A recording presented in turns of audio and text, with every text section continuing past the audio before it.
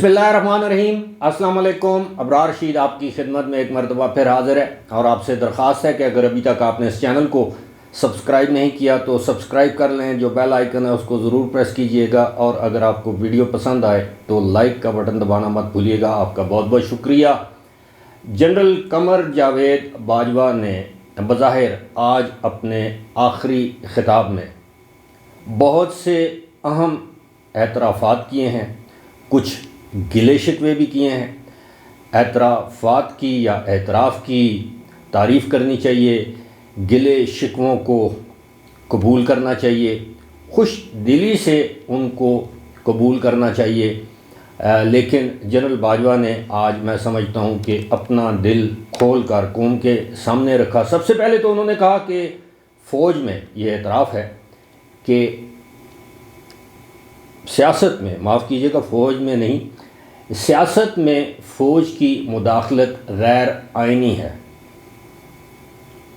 तकरीबन 75 साल बाद अगर पाकिस्तान की फ़ौज को इस बात का एहसास हुआ है तो ये काबिल सताइश बात है, इसकी जितनी भी तारीफ़ की जाए कम है। मैं ये जो तकरीर है इसके कुछ पॉइंट्स आपके सामने मैंने लिख कर रखे हुए हैं, ये मैं जल्दी जल्दी पढ़ने की कोशिश करता हूँ।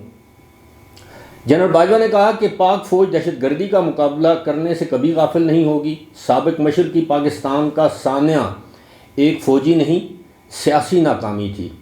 आर्मी चीफ ने कहा कि गुज़श्ता साल यानी 2021 में फरवरी में यह फ़ैसला किया कि फ़ौज सियासी मामलात में मुदाखलत नहीं करेगी। इस आइनी अमल का खैर मकदम करने के बजाय बाज़ हलकों की जानिब से फ़ौज को शदीद तनकीद का निशाना बनाकर बहुत गैर मुनासिब और गैर शाइस्ता ज़बान का इस्तेमाल किया। फ़ौज पर तनकीद अवाम और सियासी जमातों का हक़ है, लेकिन अल्फाज के चुनाव और इस्तेमाल में एहतियात बरतनी चाहिए। ज़ाहिर है उनका इशारा पाकिस्तान तहरीक इंसाफ और इमरान खान की जानिब था। उन्होंने कहा कि हमारी फ़ौज दिन रात कौम की खिदमत में मसरूफ़ रहती है, गाए बगाए तनकीद का निशाना बनती है। झूठा बयानिया बनाकर हिजान पैदा करने की कोशिश की गई। सीनियर मिलिट्री लीडरशिप को मुख्तलिफ अलकाबात से नवाजा गया। सब्र की हद होती है। हमने दरगुजर से काम लिया, लेकिन क्या आप सोच सकते हैं कि गैर मुल्की साजिश हो और फ़ौज खामोश रहे? ये गुनाह कबीरा है। अब समझ गए होंगे कि उनका इशारा किस जानब था, कि इमरान खान ने किस तरह के अलकाबात से फ़ौज की आम जो टॉप लीडरशिप है उसको मुखातिब किया और वही साजिश वाला बयानिया उन्होंने कहा कि अगर ऐसी बात होती तो हम खामोश रहते, अगर खामोश रहते तो यह गुनाह कबीरा होता। आर्मी चीफ ने कहा फ़ौज ने अपना कैथारसिस शुरू कर दिया है, उम्मीद है सियासी पार्टियां भी ऐसा करेंगी। हमें पाकिस्तान में जमहूरी कल्चर को फ़रोग़ देना है। उन्होंने कहा कि 2022 में तहरीक अदम एतमाद के बाद आने वाली हुकूमत को इम्पोर्टेड कहा गया। 2018 के इंतखाबात के बाद एक पार्टी ने दूसरी पार्टी को सिलेक्टेड कहा।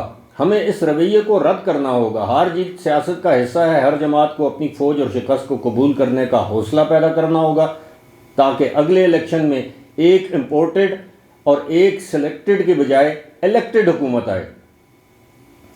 आर्मी चीफ ने कहा, यह बहुत इंपॉर्टेंट बात है, कि कोई एक पार्टी पाकिस्तान को मुआशी बहरान से नहीं निकाल सकती।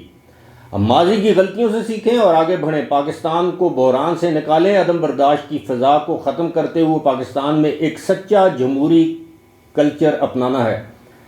आर्मी चीफ ने यह भी कहा कि हमें माजी की गलतियों से सीखना होगा, हमें गलतियों से सबक सीख कर आगे बढ़ने की ज़रूरत है। माशरे में अदम बर्दाश्त का कल्चर ख़त्म करना होगा। जनरल बाजवा ने मज़ीद कहा कि सियासत में मुदाखलत न करने के अज़्म पर कारबंद हैं। क़यादत कुछ भी कर सकती है लेकिन मुल्क के ख़िलाफ़ नहीं जा सकती। जो समझते हैं अवाम और फ़ौज में दरारें डाल देंगे, ये उनकी भूल है।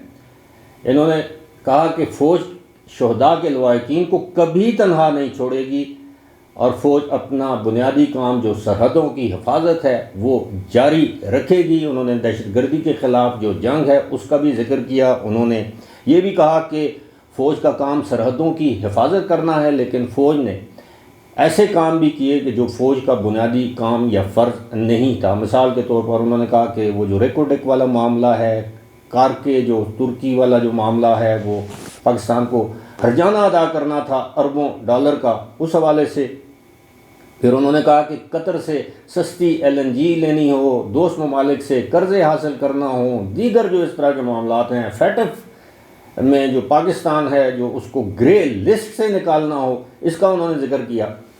لیکن ایک بات تو ہے جنرل باجوہ صاحب، آپ کے گلے شکوے بجا، لیکن اس میں آپ فوج کو بھی بری الذمہ قرار نہیں دے سکتے۔ میں ماضی کی فوج کی پالیسیز کی بات کر رہا ہوں۔ مشرقی پاکستان میں پاکستانی فوج نے اس وقت کیا نہیں کیا، اور اسی کے ساتھ ساتھ بہت سے معاملات ہیں۔ یہ اپنے آپ کو یہ رول بھی فوج نہیں دیا کہ پاکستان کی خارجہ پالیسی بھی وہ چلائے، پاکستان کی داخلی جو پالیسیز ہیں، جمہوری کس نے آنا ہے کس نے نہیں آنا۔ فوج نے ہی ایسی نرسریاں قائم کی جس میں سیاستدانوں کو اگایا، اپنی مرضی کے سیاستدانوں کو، اور بعد میں انہی سیاستدانوں نے فوج کو للکارا۔ یہ پروجیکٹ عمران خان، پروجیکٹ نواز شریف، ہم سب کو معلوم ہے کہ ذوالفقار علی بھٹو جنرل ایوب کے چہیتے وزیر خارجہ تھے، وہیں سے انہوں نے اپنی سیاسی زندگی کا آغاز کیا۔ ہم سب کو معلوم ہے کہ کس طرح نواز شریف کو جنرل ضیاء الحق کے دور میں پروموٹ کیا گیا، ان کی پرورش کی گئی۔ ہم نے یہ بھی دیکھا کہ کس طرح عمران خان کو کب لانچ کیا گیا، پھر آخر کار یہی ہوتا ہے۔ اچھی بات یہ ہے کہ جنرل باجوہ نے یہ ایک بار پھر بڑے دو ٹوک الفاظ میں قوم سے یہ کہہ دیا ہے کہ سیاست میں مداخلت یعنی فوج کی مداخلت ایک غیر آئینی کام ہے، اس سے فوج اجتناب کرے گی، اور یہ آنے والے آرمی چیف خواہ وہ کوئی بھی ہوں، یہ ان کے لیے بھی بڑا پیغام ہے۔ اور سب سے بڑی بات یہ کہ انہوں نے جنرل قمر جاوید باجوہ نے یہ واضح کیا کہ یہ ادارے کی پالیسی ہے۔ گزشتہ سال فروری میں ادارے نے یہ فیصلہ کر لیا تھا، اور کافی سوچ بچار کے بعد یہ فیصلہ کیا گیا تھا، یعنی 6 مہینے کی سوچ بچار کے بعد یہ فیصلہ کیا گیا تھا۔ اور اب فوج کے ادارے کا یہ فیصلہ ہے کہ وہ آئندہ سالوں میں غیر سیاسی رہے گی، سیاست میں حصہ نہیں لے گی، مداخلت نہیں کرے گی۔ جن لوگوں کا، جن جماعتوں کا، جن سیاسی رہنماؤں کا یہ خیال ہے، جن کی یہ خواہش ہے کہ فوج ایک مرتبہ پھر ان پر دست شفقت رکھے، ان کو اسی طرح ان کے لیے RTS سسٹم ڈاؤن کرے، اسی طرح بزور بازو بوٹ یا بندوق سیاستدانوں کو لائلٹیز چینج کرنے پر مجبور کرے، اب ایسا نہیں ہوگا۔ یہ اس طرح کے سیاستدانوں کے لیے بری خبر ہے، اور ویسے بھی میں ایسے لوگوں کو سیاستدان نہیں سمجھتا جو کھلے عام یہ کہیں کہ جی ہم تو گیٹ نمبر 4 کے متولی ہیں۔ فی الحال اسی کے ساتھ مجھے دیجیے اجازت۔ خدا حافظ۔